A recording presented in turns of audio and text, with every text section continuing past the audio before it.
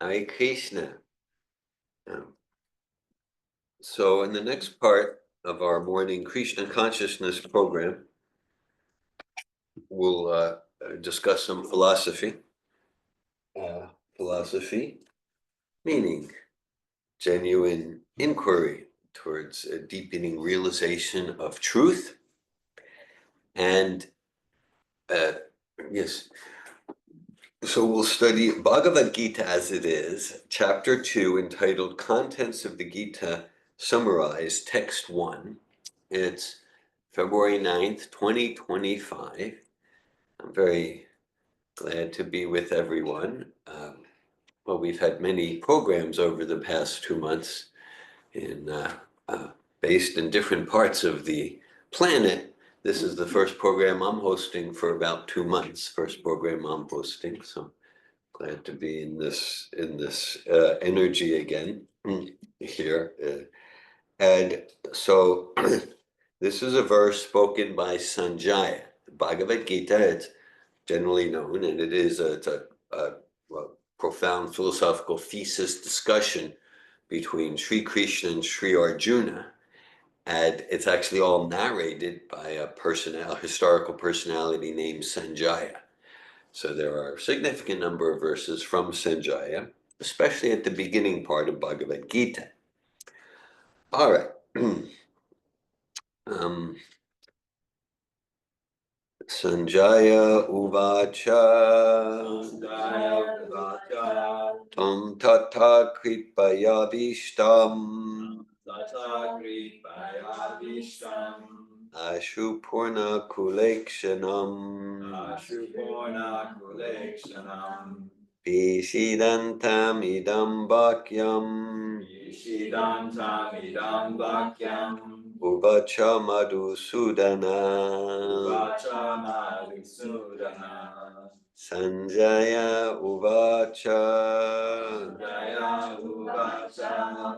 Tam Tata Kripaya Vishtam Ashupurna Kulekshana Vishidantam idam bhakyam Uvacha Madhusudana Sanjaya Uvacha Tam Tata Kripaya Vishtam Ashupurna Kulekshanam Vishidantam idam bhakyam Uvacha Madhusudana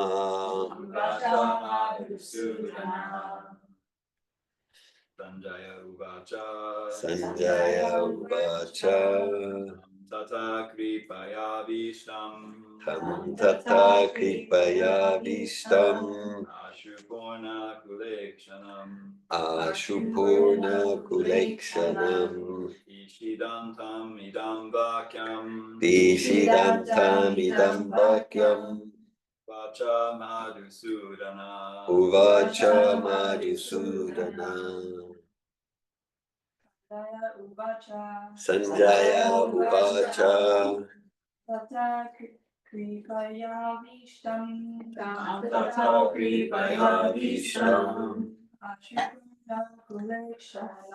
Ashupurna Kulekshanam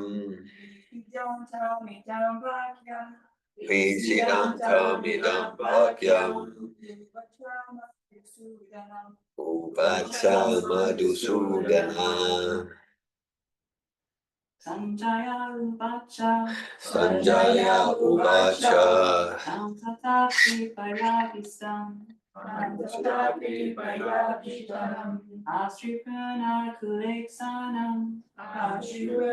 Kulekshanam Vishidantam idam bhakyam Uvacha Madhusudana.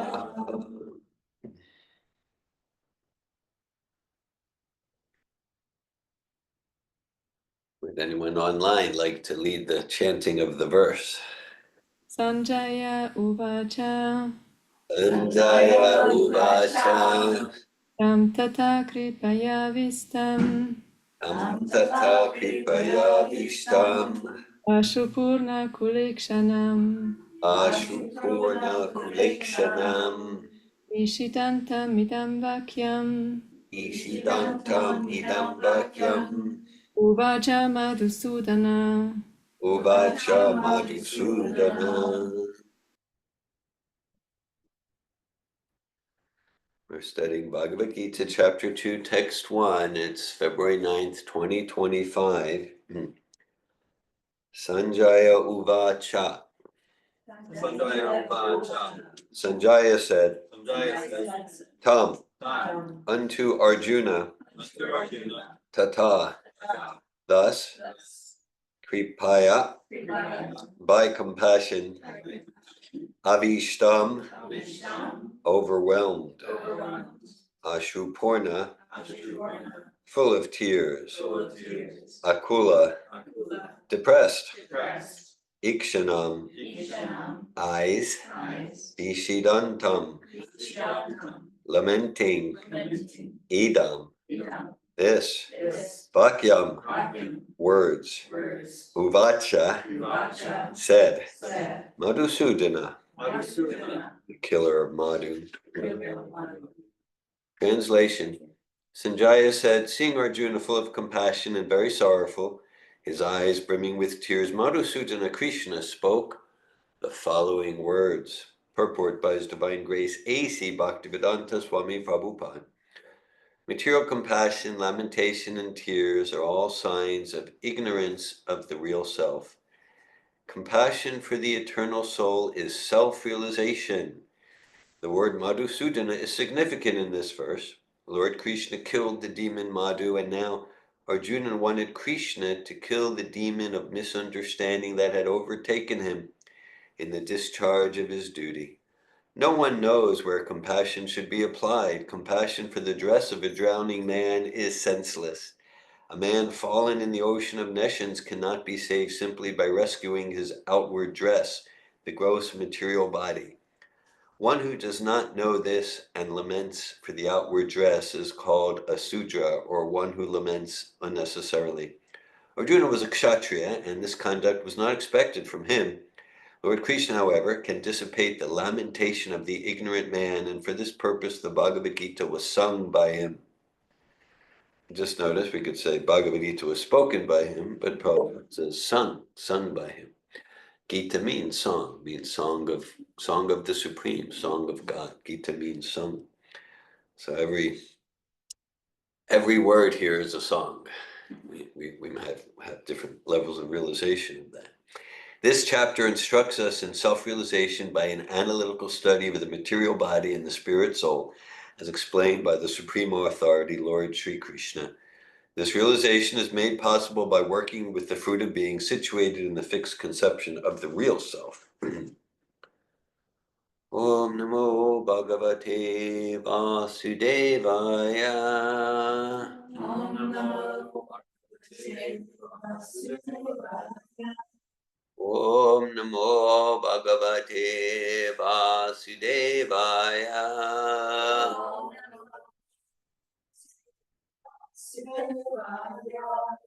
Om Namo Bhagavate Vasudevaya.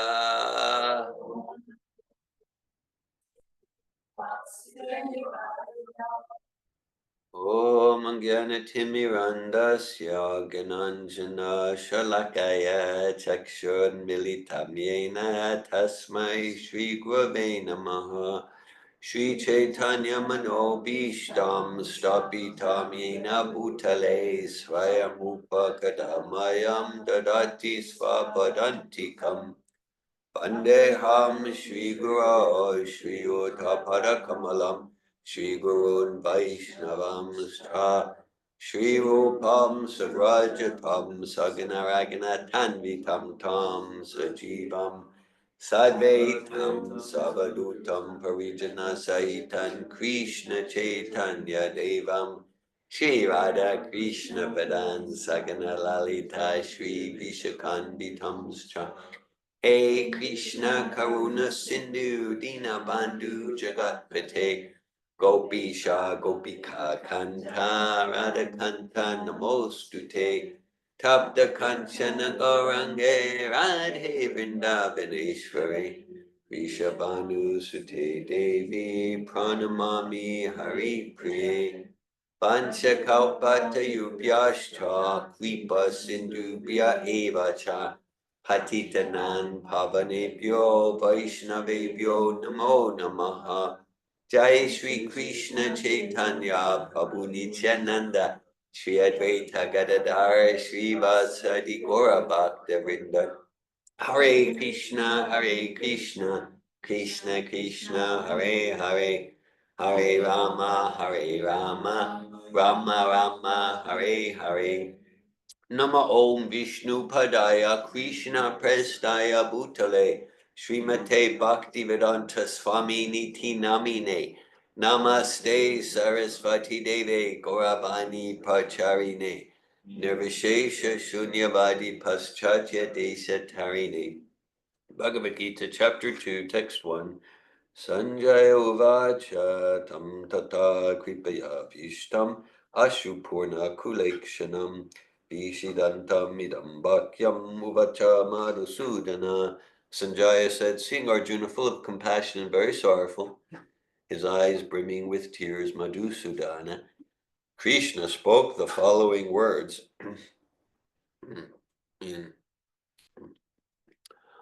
So we're here with Rachel, Devin, Damayanti, Sydney, Valerie, Rosa, Anasuya, and online. Just so everyone gets to be with everyone here. Online, we have visitors from different places. Yes, different places. Hello, Rukmini and Rati Manjari, Kelly from Atlanta. Bhakta Eze, Parampara Prabhu, Bhakti Oasis, that's Danielle, Saraswati and George, and we got our, from the European provinces, Ladini Shakti, Anandini, Paramatma, Hare Krishna. So Prabhupada starts the purport. Material compassion, lamentation, and tears are all signs of ignorance of the real self. Compassion for the eternal soul is self-realization. Okay, so compassion is a theme here, and there's a distinction between material compassion and spiritual compassion. Okay, so let's unpack that. Let's look at those different related threads. Well, okay, I'll speak personally. So so when I was 17 years old. So after high school, I entered university. I Penn State University as an engineering major, and I guess as far as I can assess at that time, I had no compassion whatsoever. I mean, I don't like. I'm not talking about like whether people would perceive me as like a nice person or a kind person. Okay, like I don't think I'd be perceived as like a mean and nasty person. That's not. It's just like it's just a whole different mention. Like okay, but I just kind of like high school. Just like okay, well I could do math and science, and you get a job, get a bachelor's in engineering, you get a good job, and then I got my security, and like that. Okay, so that was like my focus in life. Okay. We call you an intellectual. What's that? It goes without saying. We just call you an intellectual. There's no feelings like that. Yeah, I could do that. And then, right. Yeah, some of you heard me share parts of this biography in these parts. Some of you have heard that, yeah. So, okay, and then again, and then like around 18 years old, I did some personal introspection, transformation process, did some seminars that were very powerful. Then I went back to for just engineering, and so after I had a lot of powerful breakthroughs in my life there at 18 years old, then the next 2 years of my life were the most depressing, miserable years. I've ever had. Okay, as it was just 2 or 3 months ago, right here in this room, Nichigopa Prabhu, he led a class on a verse in the third canto. The third canto of Srimad Bhagavatam. And in yes. So okay. Completely, yes, okay. We get a lot of humorous yet serious comments here online. Yes, the transformational seminar ruined my life, and I've dedicated my life to give transformational seminars to others. I suffered. It's your turn. Okay.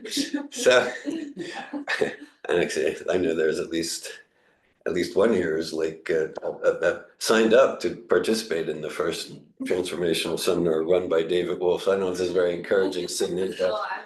Okay, you're all about it. Good, good. All right. I thought we're gonna have some cancellations. We didn't begin the class. Okay. So all right. So then I so in the third canto, there's a verse it describes that there are two happy people in the world, and one is the Paramahamsa. Paramahamsa, the term means a truly realized soul who's like absorbed in the ananda, the bliss. Yes, absorbed in the true bliss of the soul awakened to itself. The Greek philosopher Epictetus said, the essence of all philosophy is to live life such that one's happiness depends as little as possible on external things. In Sanskrit, the term for that is Atmarama. Atmarama shtamuneo nirgvanti apyuru krami kravanti takim bhakti vitambuto guno hari. Atmarama means one who's completely satisfied in the self. Not in any illusion that I'll be happy, fulfilled, peaceful, and satisfied and joyful once the economy, or once the election comes out, or once she stops criticizing me, or as soon as my health challenges. Okay, so this is a true self-satisfaction and inner joy that's not dependent on anything. So the second happy entity is the fool. Also, or the pig wallowing in mud. Both examples are given. Both examples are given. Okay, so if we look at the pig wallowing in mud, looks pretty happy to me. Okay, like it seems to be free from the stresses that I'm absorbed in. Oh, I got this correspondence to do, and what about I got this to do, and this one's I didn't like the way that went, and all right, now of course, okay, so let's make some distinction. The quality of happiness of the Paramahamsa, the truly realized soul, and the fool or the pig in mud is different, but the Bhagavatam's making a point. So like if we've raised awareness, that was kind of me at 18 years old, raised some awareness. If we've raised awareness, yet we haven't yet connected with the courage to actually fully act on that knowledge. That's like a suffering, miserable condition. That's a suffering, miserable condition, because then we're aware. So like in my first year at university, I was like doing, actually I always very much like the straight, pure math, calculus and things. But as far as like the engineering courses, electrical engineering, mechanical engineering, things like that, I really didn't like them. But fortunately, I was too numb to myself to even realize like how miserable I was. And then I raised awareness and I realized like, I don't really like this. I don't like this. And then after my third year, so it was 2 years of misery and suffering. So after my third year, I actually got a prized apprenticeship for an engineering student. It was at the Philadelphia Naval Shipyard. The Philadelphia Naval Shipyard, and so I went to Philadelphia, and I remember distinctly. So I'd be at the Philadelphia Naval, and I had if you can imagine, I had a triangle and T-square. Some of you are laughing at that. Yeah. Actually, actually, Mother Malini Marie Glasheen would sometimes say, the best thing David Wolf ever did for the world is he did not become an engineer. Okay, so she sometimes would make that assertion. So I'm not refuting her claim. All right, so anyhow, so I was there, and I'd be like, wow, it's 9:15, only 7 hours 45 minutes to go. But then, like a long time later, 9:27, only 7 hours 33 minutes to go. Okay, yeah. Oh, and I realized, like, I don't want to do this for another 40 years. I don't want to do this for 40 minutes. 40 seconds is feeling challenging, suffering from boredom here. All right, so then I connected with some drop of Paramahamsa Bhava, Paramahamsa. So then I connected that summer. I was doing more personal growth work. I connected with the courage to actually make a change, to actually act on it, to actually act on my realizations. And okay, so what I did, I switched my majors from engineering to a bachelor's of science in psychology.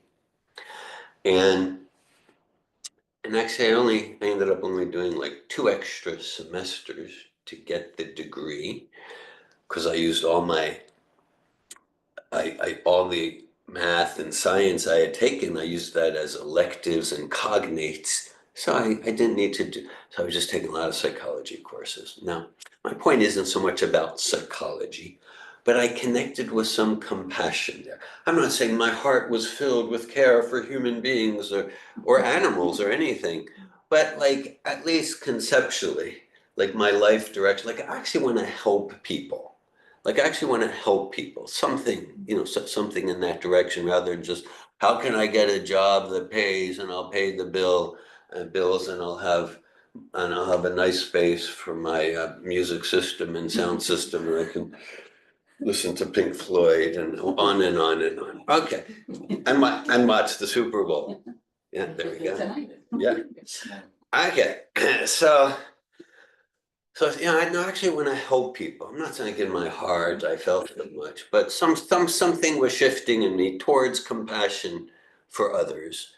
All right, and so for me, the switch of majors related to this verse, it wasn't so much about engineering to psychology, because for some, for sure, their way of authentically helping people and making a positive difference on the planet could be in politics or engineering or whatever it is. But for me, the switch of major represented a shift from my consciousness of focus from external, gross to subtle, like materials, chemicals, and objects, to that which is more subtle, mind and intelligence. That's what it represented for me.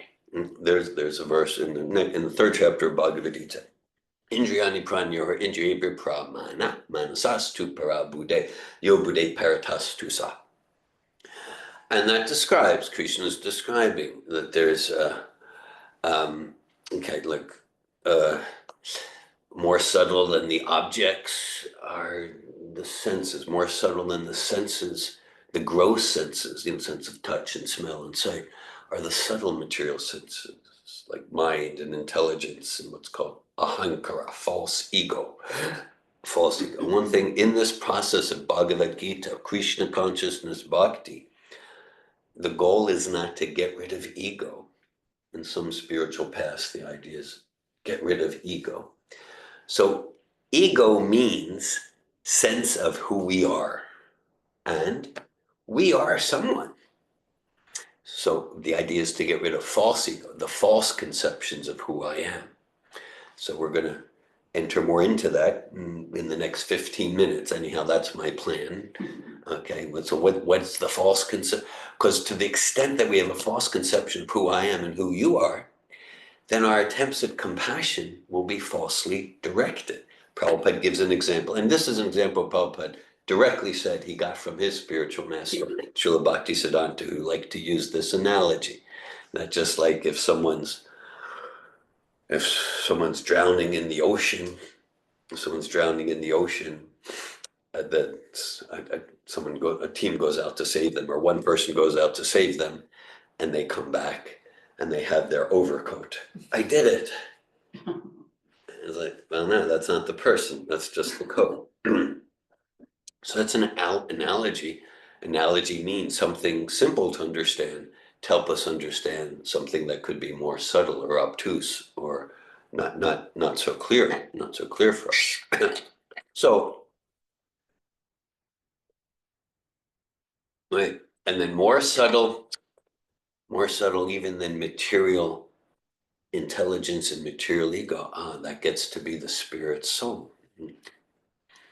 7th chapter of Bhagavad Gita. Bhumira po nalova yukamana buddhir evacha ahankara ityame bina prakritir ashtada. Krishna describes 8 essential material elements, 5 what's called external elements, earth, water, fire, air, ether, and 3 subtle elements, mind, intelligence, false ego. Apare mitastvayam prakriti vidime pram jiva bhuta mahabo yayedam daryate jagat. Okay, and then superior to the material elements, that's the spirit soul. That's the spirit soul. So, so then, for me, engineering to psychology, going to that which is more subtle, and like, okay, that's a platform where I can really help people and make a difference for people. Mm, mm. And then that whole trajectory led and moved me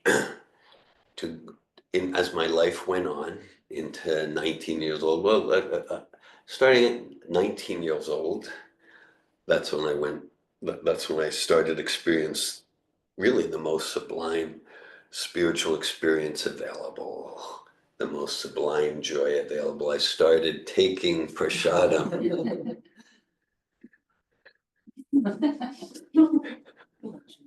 Yeah, so prashad. No, so just like we're talking about material compassion, spiritual compassion, there's material food and spiritual food. Spiritual food. Okay, and it was life changing, and so for me it was that, and this is a key point. So in this Krishna consciousness, Bhakti Yoga, what I found, so nothing needs to be, it's not a process of elimination. Be spiritual, give up this. It's a process of transformation. It's a process of transformation. Not about give up eating, give up dancing, give up communicating, give up relating, give up occupation. No, it's the process. It's a process of transforming, because everything ultimately is the energy of God, whether it's the emotion of anger or the occupation of engineering or psychology or transformation or agriculture or business. Everything's the energy of God. And so this process, spiritual compassion is for the eternal soul. Compassion for the eternal soul is self-realization. So this process, it's about cultivating mastery and realization in the art and science of utilizing all of Krishna's energies in the service of self-realization. Let's see, what's that mean, self-realization? There's a lot happening about, these terms are used a lot. So self-realization, I'm going to go to another analogy. So just like we use the analogy of, okay, there's the clothes and then there's the actual person. So if we save the clothes, we haven't shown compassion to the person. Okay, it's just our illusion. Okay. So similarly, if in the name of compassion we're just taking care of the external body, it's kind of empty. But maybe because everyone's buying into the illusion that that's the real person, then we might get applause, but it's really empty, just like the obvious metaphor. Look, no, you didn't save the man, you saved the overcoat. So let's say a computer, here we are with computer. So there's the hardware, and that's like the gross body. Then there's the software. So the hardware, this is like the stuff of maybe the, physics and chemistry and engineering. And then there's the software, that's like this, the software, that's like the mind intelligence, the subjects of psychology and like that. Okay. But we're not the hardware, we're not the software. I'm not the hardware, I'm not the software. I'm the operator of the computer. So what's the nature of the operator of the computer? Similar analogy.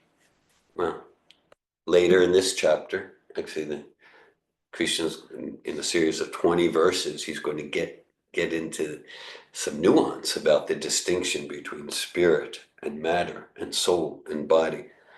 Krishna says, Dehinosmin yata dehe kam varam yavanam jara tata dehantara praptir diras tatra namuyati. As the embodied soul continually passes from childhood to youth to old age, the soul similarly passes into another body at the time of death. A self-realized person is not bewildered by such a change, not bewildered by such a change, right? Just a week ago, I was in Austin for a foundational seminar. A little bit before that, we were in Wales for a foundational advanced, and we do this quick thought exercise, borrowing from Srila Prabhupada. We ask that we all imagine we're looking at a photograph of ourselves when we were 5 years old. So when we look at that photograph, do we say, who is this person? Who is this stranger? No, that's David when I was 5. You say, that's Rosa, that's Kelly, that's Rachel, that's Valerie when I was 5. Now, referencing science, referencing chemistry, we know that there's not one cell, not one molecule in the body now that was there at 5. We could say the body grew. That's not true. It's an illusion. It's not like the atoms got bigger and bigger and bigger. No. All the parts are replaced still. There's some constant identity. I call David, you call Sydney, you call Devin. That indicates that identity is completely non-spiritual. It's completely non-physical. That's what we mean by spiritual. That's what we mean by spiritual, right? So that's the operator of the computer. That's the driver of the car. We're not the car. We're the driver. Okay, so that gets, so now if I can actually care for the operator of the computer, the driver of the car, then my efforts at compassion are actually substantial and meaningful, not just some sentimental, empty, hollow shell. Empty, hollow shell. And so I took my life in that direction. Simultaneously at that time, 19 years old, began to read the workbooks of Bhaktivedanta Swami, and I was receiving answers to questions that I wasn't getting from the leading transformational facilitators on the planet of that day. They would actually come to my mom's house for dinner. It's true. And they were wonderful, very empowered people, or from the psychology professors or any of that. It's not like I was getting answers that proved this and that wrong, but I was getting responses from Bhagavad Gita and all of Prabhupada's teachings, Prabhupada, that's A.C. Bhaktivedanta Swami, that were including and transcending the knowledge I was getting elsewhere, whether it was visiting a religious group or a yoga group or the psychology course or the transformational seminars. Not like I needed to reject anything, but through Bhagavad Gita, I was getting knowledge about what's it really mean to, when you say self-realization, what's the self?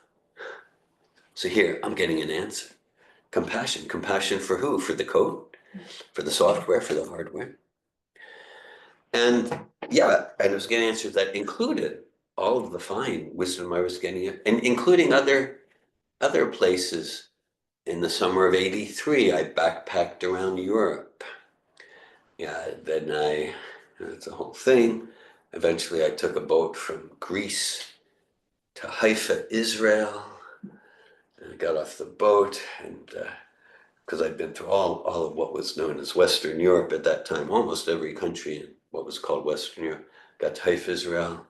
I saw that there, and in Israel, and then there was people with machine guns. That made an impression. And I studied at the yeshiva, and that was very fascinating. And same thing though, in Bhakti Yoga, in Bhagavad Gita, and Srimad Bhagavatam, I was getting answers that included all that was fine and wonderful and beautiful and true, included and transcended. And so completely satisfying my intellect, the soul that I am. I would say my soul. C.S. Lewis said, C.S. Lewis said,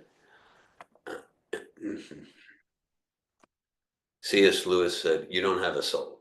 You are a soul. You have a body. All right?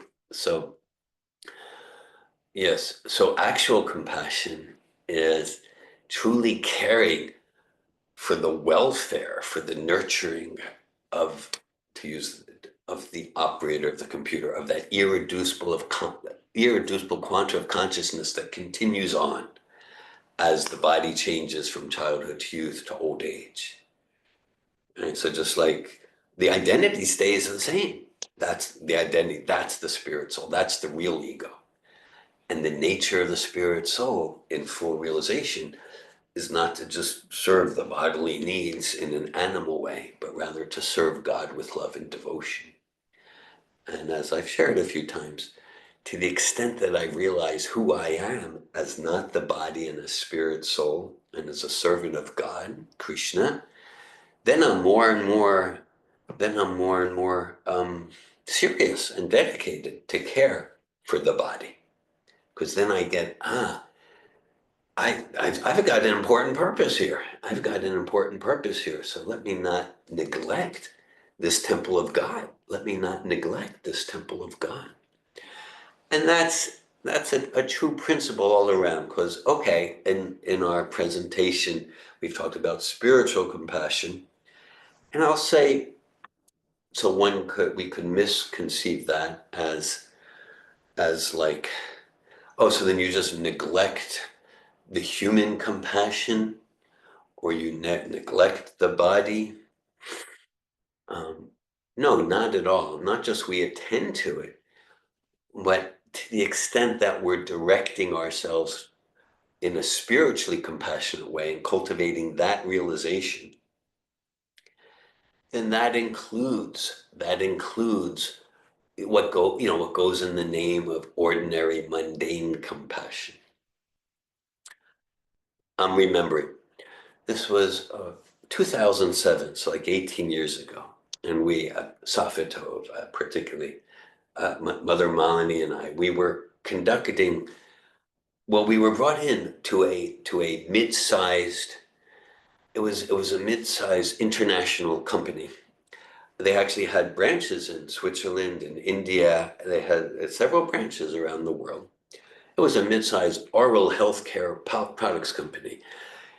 In coaching them, I learned a lot about toothpaste.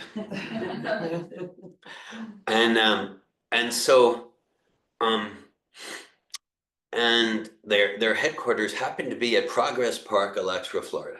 Somehow that was their headquarters. And they brought in Safetov.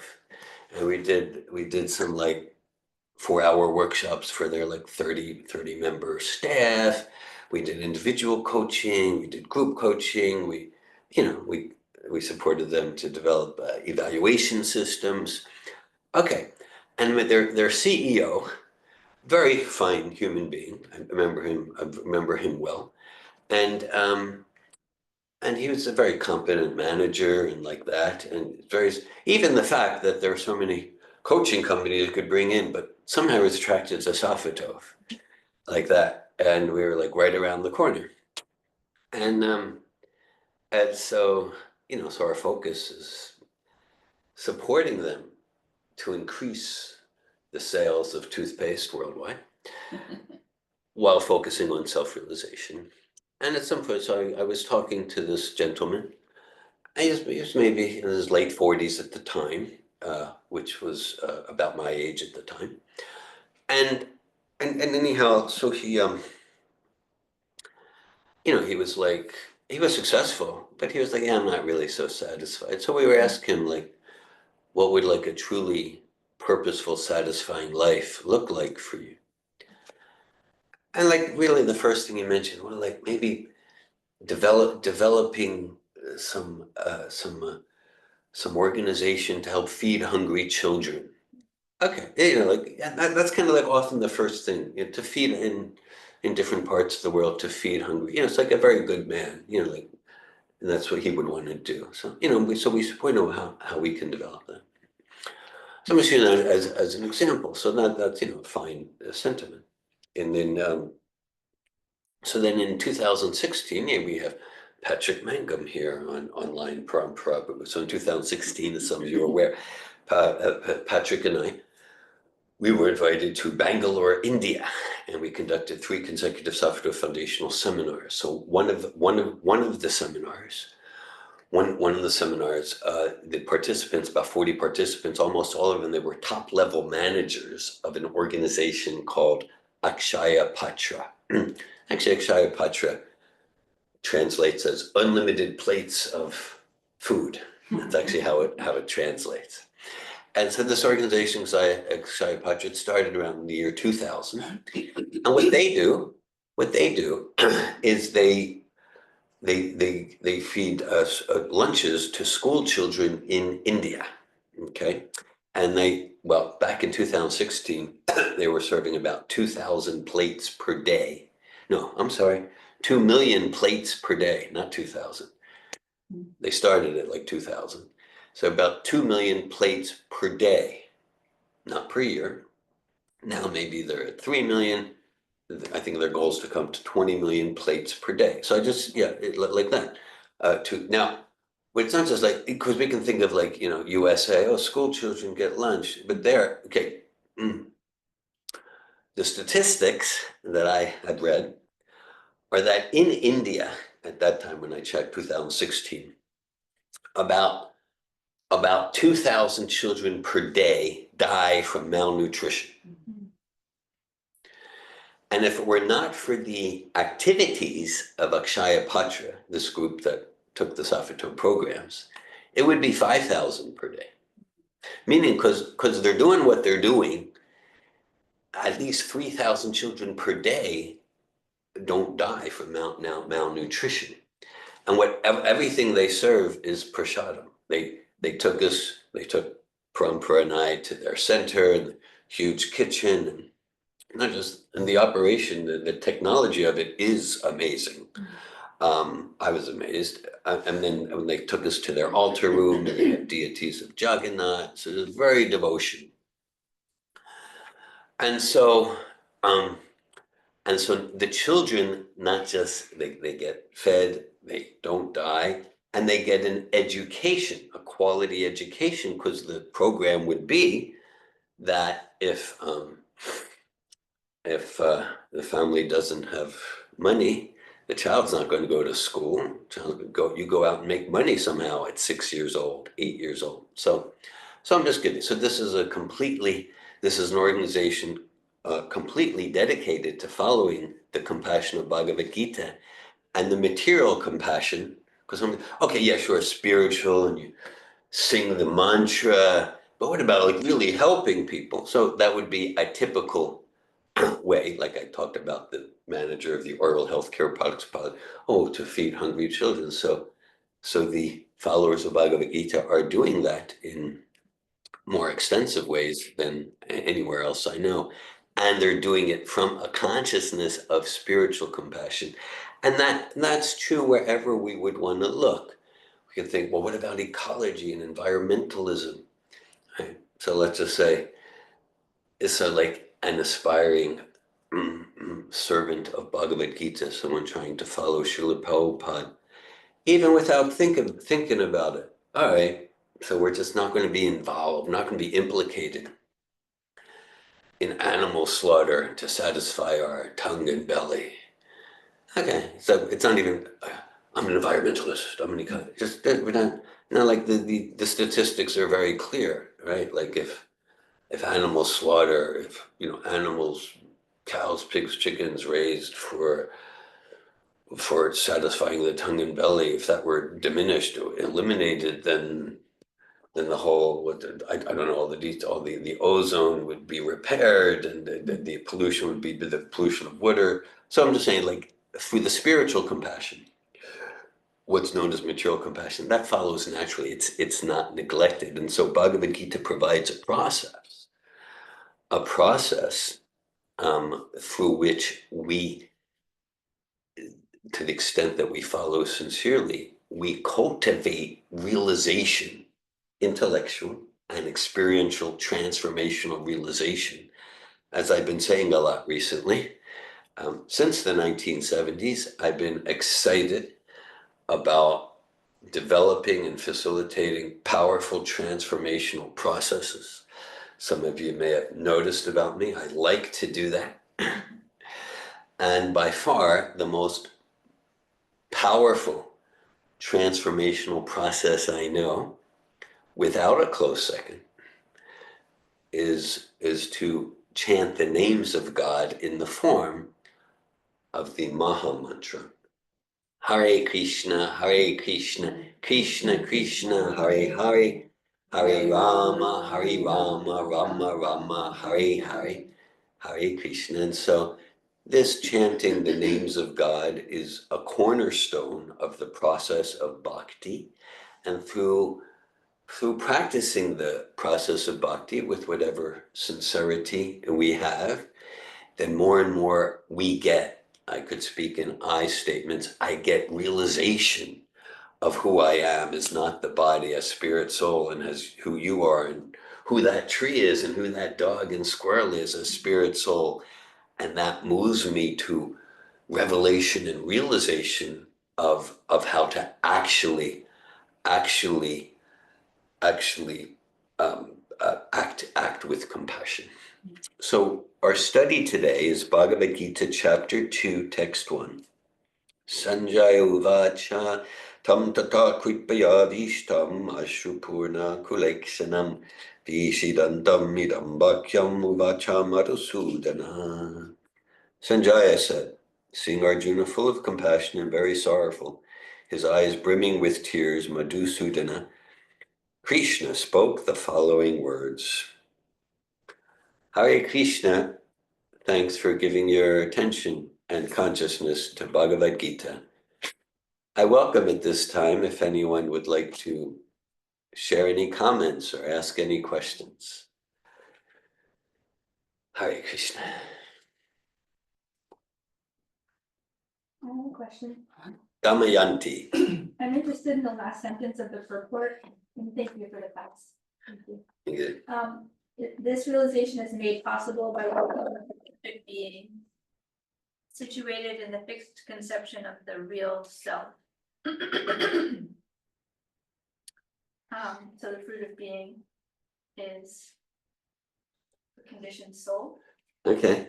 And then situated in the fixed conception, the real self. So the conditioned soul situating itself in spiritual life, then self-realization is possible.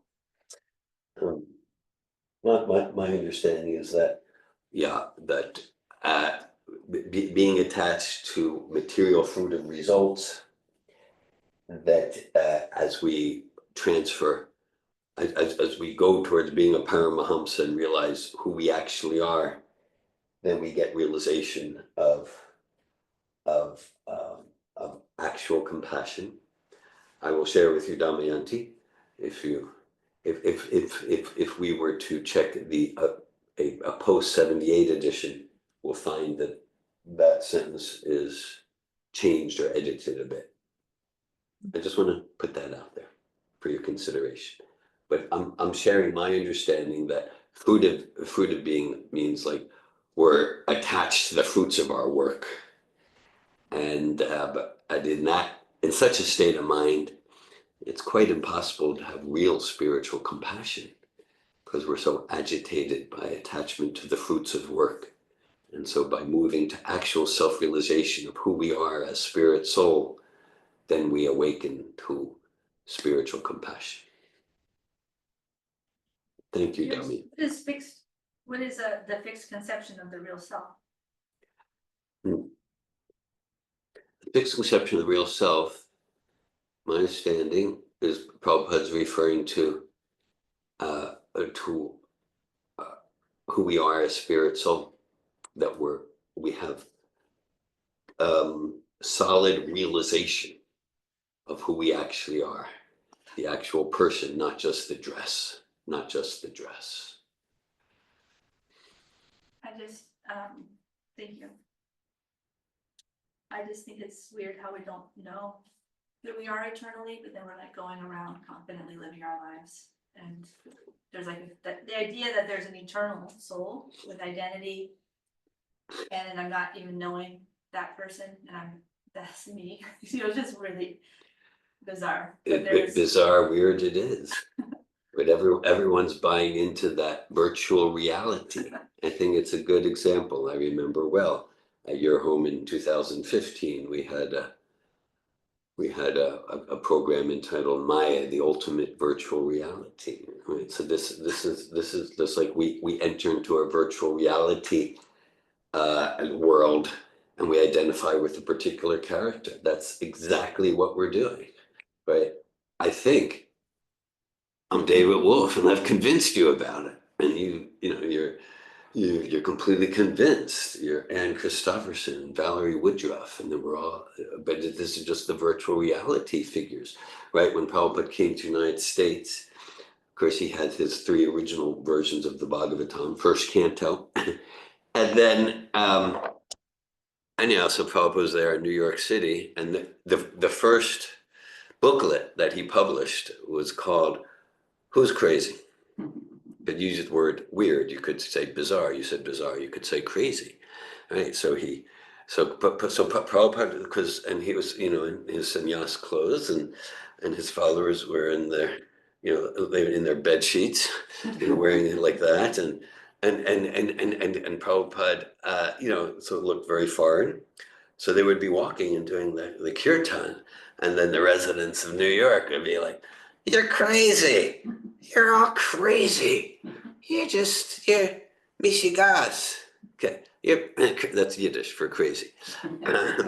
He would probably hear a lot because there was a lot of Yiddish speakers in New York. "Mishigas, you're crazy." So Prabhupada thought about it. He thought about it, and he considered carefully, said, "Surely someone is crazy here. Let's look at it. Let's look at it." And then he looked, and then he wrote a pamphlet. Okay, we look. Yeah, the body changes. Body's like a car. We're the driver of the car. There's some constant identity. All right. So if we're identifying with the Volkswagen or the Chevrolet, that would be cause for admission into a mental institution, into Bellevue, into Bellevue, and or if I'm thinking that I am the suit of clothes, not that I wear the suit, but I'm thinking that's crazy. So Prabhupada said, someone's crazy here. Let's look at it. Anandini. Hare Krishna. Hare Krishna. Thank you for your class, and also Damayanti, the question you asked, I was also curious about the sentence and the meaning of it, and something came to my mind. Like at one point in my life, my husband here, Paramatma, he gave me a book by Richard Rohr, and there was a question in there asking, why do you want to help people? Is it out of true compassion in your heart, like a feeling, or is it because you want to feel morally superior to others? And that question really struck me, and I could see that my my motivation to help others was to feel superior, to feel better, to get some recognition. So for me, that was the fruitive being, wanting to help others, like to get something. And then I was with this realization and thought, okay, so how can and it opened my understanding. Oh, there's a true compassion in the heart, which is more like a feeling and an experience, and not a concept. And so this last sentence for me, my understanding is, at that moment I understood, oh, it's like the fruitive being that wants to help, to get something, to get a reward. And then I got the fixed conception of the real self, which wasn't a realization yet. It was just an understanding that the real self is truly compassionate. And when I'm connected to the true self, whatever I do is helping others. And so my understanding of the sentence is by these two, like being aware, there's the fruitive being, the helper who wants to help to get something, and then the understanding that the spirit soul is truly compassionate and naturally will help. That led to realization of what compassion actually is and the experience of compassion. Is this making sense? Thanks for that. Well, for me that relates. Thanks for dissecting that sentence even more fully. For me it relates to the be do have, that the soul is naturally compassionate and will act compassionately. And to the extent that I'm realizing myself as that spirit soul, compassion will be pure and unmotivated. Okay, because I shared a bit about my history, and so through this philosophy and psychology of Bhagavad Gita, I get what it means to actually be compassionate, not just to save the overcoat or to take care of the vehicle, but to actually serve the car. And then in what you're saying, as far as so in efforts to act with spiritual compassion rather than illusory compassion, I see for me, I'm not experiencing so much of the actual compassionate affection and love in the heart, and I'm seeing still those motivations to be appreciated and adored for being compassionate, and then I also see that to whatever extent I'm sincere in my process, then the impurities get washed away, and more we serve others as spirit souls, as servants of God, with unconditional love. Yeah, and I think we could also look at it from, for example, fear of death. So, like the fruitive being is scared of death, and now have all the kinds of defense mechanisms. And then when I get the concept, just like theoretically, the soul is eternal and never dies, then I can open up to explore what does that mean, and come to realization that actually I'm eternal and there's no need to fear death. Hare Krishna, thanks for that. Yeah, so that relates to genuine, because people are suffering in fear and pain. It's described by Amdritiya Binivesha Tasya. That's Bhagavatam. To the extent that we're still misidentifying the eternal soul with the temporary body, we're going to be in anxiety. We're going to be fearful because we know we're going to die. No, of course, we're not going to die. But to the extent that I'm identifying with this machine, the machine will die. Maybe today, maybe in 70 years. But the machine will die. And because we as soul, we're deathless, that's a terrifying prospect. So genuine compassion involves and is based on knowledge of of how to free ourselves and others from the bodily conception. And then that's real freedom from anxiety and pain and terror and envy and envy, because then we're freed of the illusion that we're going to die, and that's security, that's joy. Bhaktin Rosa.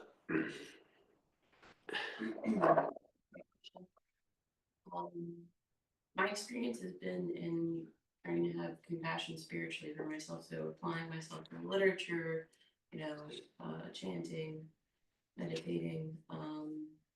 I feel like things to do with material compassion come up, and what does that look like? So the uncovering of the diamond sometimes is painful. Yeah. Right? So I realize something, and in that realization, the great pain of like witnessing it and doing the uncovering. And I guess my question is should I feel shameful for that process? For what process? Like the material compassion there, where I'm like lamenting something as I see it and as I like tear it away, I suppose. And then I'd like to understand more fully. What's the shame about? I guess my interpretation is that is material compassion there in that lamentation. Yeah. Thank you, Bhaktin Rosa. I appreciate your question. Your question is like exactly where Bhagavad Gita is going in the next few verses, where Krishna is going to say to Arjuna, Ashochanan vachotastram bhagavadams cha basa se gatasuna gatasums cha nanu shochanti pandita. He's going to say to Arjuna in just a few verses, you're speaking like a learned person, but you're lamenting for that which is not worthy of grief. You're speaking like a fool, like that. And yes, okay. So Bhakti Oasis wrote, thank you for this inspiring class on transformation and spiritual compassion. Hare Krishna. Ladini wrote, can you shortly summarize the question I didn't hear? All right. And earlier in the class, Ladini wrote, marketing is not your strength. Obviously. Okay. So, yes. So, then my understanding was this, that, okay, that this is, in cultivating spiritual compassion, right, this process of bhakti, it's a painful process, and stuff comes up, and you're noticing your propensities to lament, to lament, and like of sentimental spiritual compassion, then you feel shame about that, and like that. So, just like we're talking about, there's material compassion and spiritual compassion. So there's material shame and spiritual shame. And so what you're describing to me, it sounds like, at least it could be, a spiritual shame, that spirit, whether there's spiritual anger, spiritual happiness, spiritual love, spiritual compassion, spiritual anger, spiritual shame, means it moves us to purification, moves us to deeper enthusiasm for a process of self-realization and developing love of Krishna. And the material version, whether it's material happiness, material love, which is really lust, the material version, material anger, then it implicates us and others more fully in the illusion that we're this body. And so yeah, there's I was just talking to someone, just a day or two ago, and again he was talking about, he's beginning to process bhakti, to practice bhakti, and he's saying, like, this is really painful, does it ever go away, David? I said, well, I've been practicing 40 years now, it doesn't really go away. Yeah, sorry. So again, as Ladini said, marketing's not my strength. It's just not my strength. And so but he simultaneously said, but it's also fulfilling. It's also fulfilling, because it's like, it's a struggle and it's pain, but it's like, it's worthwhile. it's worthwhile, and he, and it's so, yeah, because sometimes we hear, no, I'm chanting Hare Krishna, but no, all this gunk is coming. The process isn't working because I'm not always joyful. So I'll respond like, well, no, that's a sign that the process is working. Just like if we water a garden, the plants will grow. We water a garden, weeds will grow too. Oh, it means the water is not good. The sunlight's not, no, it's good. And then our job is to pull the weeds. And if we don't intensively do the watering, chanting Hare Krishna, then we might go this whole lifetime and the weeds won't come up. And the weeds include the propensity for material foolishness, the propensity for compassion, where it's really just about, look at me, I'm a good person. It's a weed. It's mundane compassion. Look at me, I'll rescue you. It's all about me in the name of helping you, like that. So that stuff's gonna come up, and then we get to weed that out, and then to purify our chanting and purify our attempts at service. And so yeah, we can let such, and that's still happening for me for sure, after many decades of chanting Hare Krishna. It gets revealed to me from the chanting, like how foolishly I'm acting and how embarrassing that was. Not just something I did decades ago, but like yesterday. And it gets revealed to me, and so I can just let that get disheartening, or I become encouraged. This is the purification I'm here for. This is purification I'm here for. And this is, again, the most powerful transformational process I know. Chanting Hare Krishna, the weeds come up. What was in the shadows comes to light. A lot of it is what's called an anartha. And an anartha means an unwanted thing. And then I get to remove that and move on brighter, cleaner. There's a text in Srimad Bhagavatam. It's a text about Vyasadev's realization. So Vyasadeva went into a trance of bhakti, and then he had a realization. Narto pashamam sakshat bhakti yogam and hokshaje lokasya janatad vidvams chakre satvata samhitam. He realized that because yaya samohitam jivo atmakam chit gunatmakam, he realized that because the living entities, especially in this Kali Yuga, they're just engrossed in misidentification of the eternal joyful self with the temporary dead body. And as a result, so many anartas, so many weeds, ugly weeds are growing, and they're suffering. He wasn't like pointing the finger, because he was feeling compassion, and they're suffering. And they're suffering from just immersion in deception and greed and lust and envy. And just everything is just misery upon misery. And so as a result, he revealed the Srimad Bhagavatam as a result of his compassion to support us in this bhakti process. Thanks for your question. Thank you, Rosa.